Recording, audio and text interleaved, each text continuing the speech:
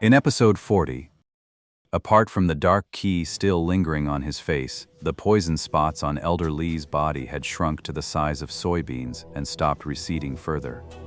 Due to the residual toxins, he remained unconscious. Seeing this, Han Lee knew his prepared follow-up measures would now come in handy. He wouldn't have to worry about covering for his earlier claims, and it would perfectly demonstrate his foresight. Fetch a basin and fill it with clean water. This time, it wasn't Zhang Xuer's turn to handle the task. Ma Rong answered first and scurried out. Han Li turned back and said to Elder Qian and Sectmaster Ma, Next, I need the two of you to assist. Use your internal energy to force the remaining poison in Elder Lee's body into a few specific channels. Then, I will use the golden needle bloodletting method to drain the poisoned blood. Can you manage this? Sectmaster Ma's eyes flickered uncertainly, but he still agreed. Elder Qian gave a cold nod, his agreement swift and decisive. Why look for those two? Am I not good enough? Elder Zhao was not pleased, feeling that Han Li was looking down on him. Han Li sighed inwardly, knowing he'd have to explain things clearly to this stubborn fellow. Elder Zhao practices the mixed origin palm, which is primarily an external martial art, correct? In terms of the purity of internal energy, I still believe Sectmaster Ma and his companion are the more suitable candidates. The other man was left speechless by Han Li's polite but firm rebuff. Han Li ignored the old fool with his peculiar temperament and turned to address the others in the room. Everyone except Sectmaster Ma and his companion, please leave. The method for detoxifying Elder Lai is not suitable for public viewing. Furthermore, the healing process requires absolute quiet and must not be disturbed. I entrust my husband to your care. With that, Lady Li was the first to tactfully leave the room.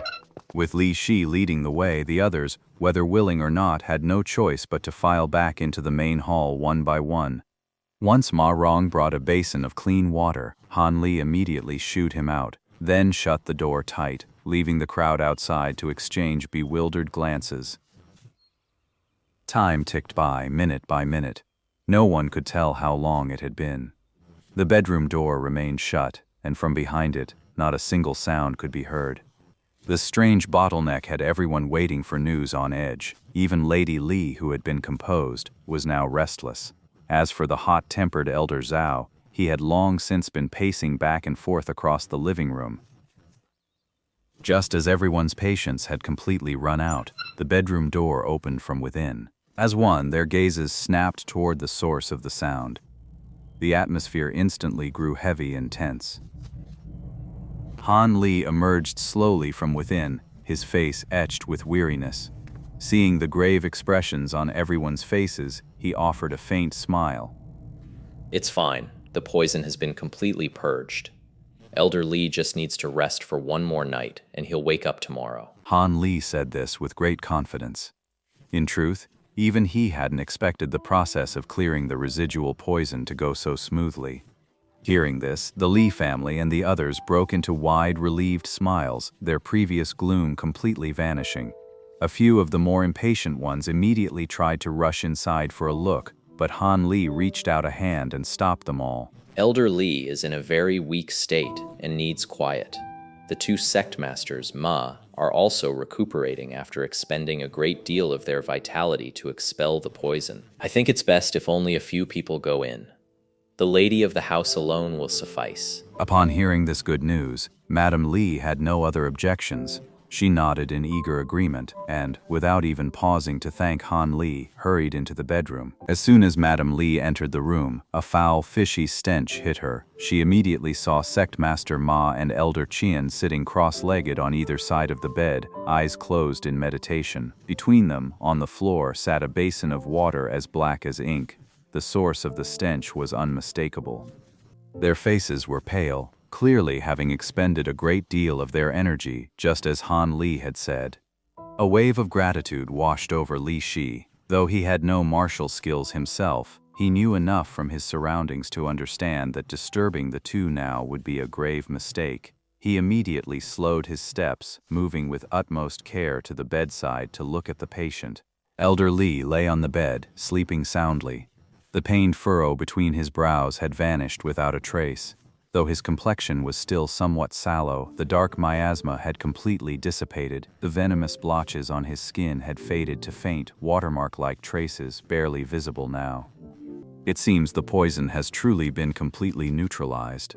After another long moment, she finally remembered she should go back and thank Han Li. Wiping the tear stains from the corners of her eyes, she turned and walked softly back into the living room. But the moment she stepped outside, she was immediately surrounded by a crowd, bombarded with a flurry of questions. Han Li wasn't among them. Where's Dr. Han? After prescribing a restorative tonic, Dr. Han took his leave without lingering any longer. Li Shi was silent for a long moment. But Madame Li failed to notice that besides the Han miracle doctor, one other person was missing from the room, Li Feiyu, who was usually inseparable from Zhang Xuer. On a secluded path beside a thickly leafed tree, Han Li, who had just left Elder Li's house, lay sprawled on the grass. He rested his head on his hands, idly counting the leaves on a branch. Just as he was nearing 1,000, a dark figure plummeted from the sky, swooping down on him like an eagle snatching a chick. It looked fierce and aggressive, as if bearing some deep-seated grudge. Hey, cut it out. Why do you always try to get handsy the moment we meet? I'm not that Zhang Xuer, you know. As soon as Han Li said this, the dark figure spun nimbly in midair and landed lightly at his side, its posture supremely graceful. It was Li Feiyu, who had been following close behind. Han Li, with your grimy, soot-stained face, you think you can compare to Miss Zhang Xuer? Isn't that just pure humiliation? Well, it looks like our senior brother Li is a lost cause when it comes to choosing beauty over friendship. I really know how to pick my friends. Enough talk. What did you call me here for? I finally got a chance to get close to Miss Zhang, and I just wasted it. If you can't give me a good enough reason, you're not getting past me. Did I ask you to come out? How would I know about that? Did I ever actually say that? Anyone with eyes could see the way you were winking and leering at me when you came out. All right, enough with the runaround. If there's nothing else, I really am heading back. Li Feiyu turned to leave, and the way he did it made it impossible for Han Li to tell if he was serious or not. Han Li decided to stop teasing him. His expression suddenly shifted, and he said, Don't blame me for speaking out of turn. As a friend, I have to ask. Does Zhang Xuer know you're taking the marrow extraction pill and that you only have a few years left to live? At those words, Li Feiyu's face darkened instantly. He remained silent for a long moment. Why do you have to remind me of that? You must have heard this before. The more you invest in feelings, the more pain you'll suffer. I'm pulling you out now before you get in too deep. It's to spare you more pain down the road. Li Feiyu stared blankly at Han Li, a strange look in his eyes. What? Is there a problem? How old are you, kid? You sound like some jaded old veteran of the battlefield of love. Wait, have you already experienced that kind of thing? Of course not. I read all that in a book. It seemed reasonable, so I used it to try and make you feel better. Oh, so that's how it is. I was wondering. With my dashing, handsome looks, how could I possibly fall behind you in this area? So you're all talk and no action. Li Feiyu let out a long sigh of relief, patting his chest repeatedly as if he'd been badly frightened. Han Li was speechless. This kid bounces back way too fast.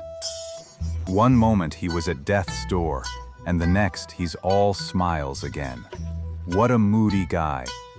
But Han Li still looked like he was determined to get to the bottom of it. So you've really given up on Miss Zhang Xuer. I felt nothing, even seeing her in another man's arms. Li Feiyu's expression instantly turned ice cold. Anyone who dares lay a hand on Miss Zhang will lose it. What happens after I'm dead is beyond my control. But while I'm alive, Zhang Xuer belongs to me and me alone. Han Li stared at Li Feiyu's newly imposing face, utterly speechless. Suddenly, Li Feiyu's imposing aura vanished completely, and he reverted to his usual playful self. He gave Han Li a sudden, playful wink. So, What do you think? Was my presence just now imposing enough? Wasn't that a display of overwhelming, awe-inspiring dominance, the very essence of a true overlord, making you admire me so utterly that you're ready to pledge your loyalty on the spot? Han Li was left feeling rather exasperated by this speech. He'd just been moved by the earlier words, only to have the next few sentences instantly bring him back to reality. A hero? More like a coward. I've already warned you. You know your situation perfectly well. So let me ask you one more time, with all due seriousness. If you disperse your cultivation, I can let you live for many more years. That way, you could spend a long life with Miss Zhang. Won't you reconsider? Li Feiyu's laughter cut off abruptly. His expression darkened as he stared wordlessly at Han Li. But Han Li's expression remained perfectly calm, not a flicker of unease. He simply met the other's gaze with clear, steady eyes. A full cup of tea's time passed before Li Feiyu withdrew the sharp light from his eyes, his expression softening somewhat. Han Li, it's not that I don't know, but I will never consider dissipating my cultivation. I know you mean well, but don't bring it up again, all right? Besides, do you really think Miss Zhang would still look twice at me if I became a weak, useless nobody?